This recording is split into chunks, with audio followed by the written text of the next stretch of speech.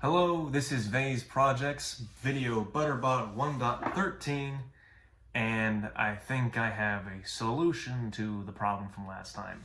To catch you up to speed on what happened, past me pulled a prank on present me by doing his math wrong and buying the wrong motors. And now we have to figure out a way to solve that problem. These motors, they're not strong enough to drive the entire robot. Only strong enough to drive parts of the robot, and even then I'm not sure.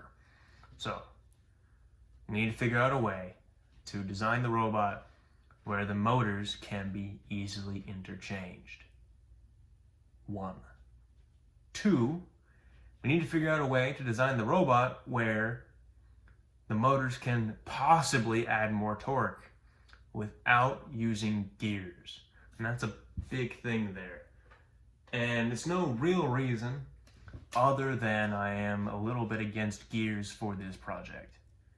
It complicates things. I would have to 3D print the gears, which is always kind of an issue, especially if that's not super precision. It's great, but it's not precise. And it's a lot of problems. I want to avoid it. I want to not use them. So we need to come up with other solutions. And I think I have one actually. And it is this piece of plastic. I'm dubbing this the stepper cap. And what it is this is big. This is a lot bigger than that right there, but it's the same shape.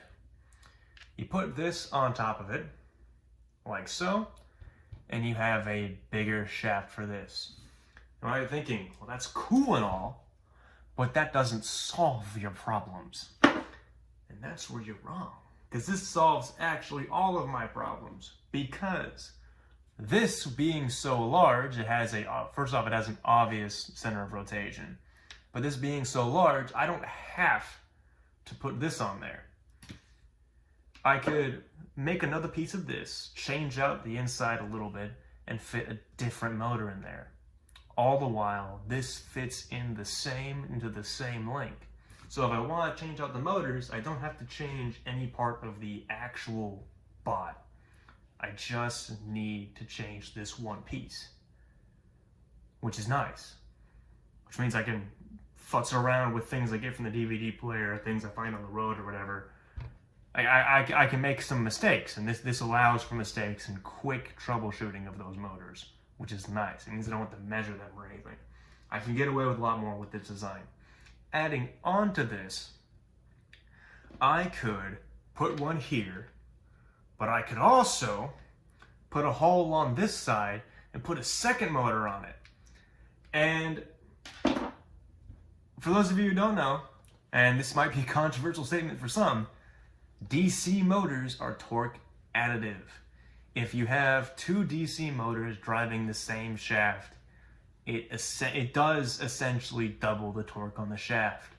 Now I know that may not seem correct, and it is a little bit off. It's a little less than double, of course, but if they don't match up completely, one will drive the other, and it'll increase the torque to pretty much double. That's for straight DC. These are steppers. Steppers are different than DC. DC, they pull what they need, they pull the amps they need, and then they drive it. They drive the torque until they actually move it.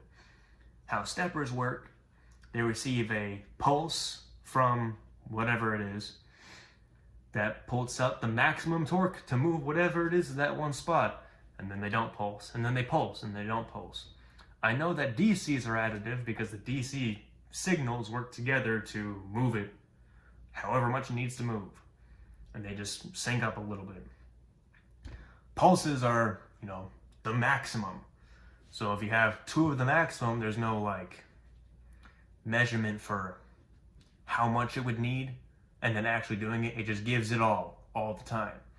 Now, it's going to need it all. If I put two of these on there at the base, it will need all of them. I don't think double might not even be enough. So I don't know if a stepper is additive. I know that a regular DC is additive. I don't know if a stepper is additive. But with this, we can find out. We can test it.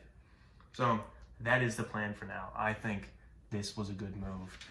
I think this is a good solution to do I'm gonna move forward with this, and this will fit into each link joint.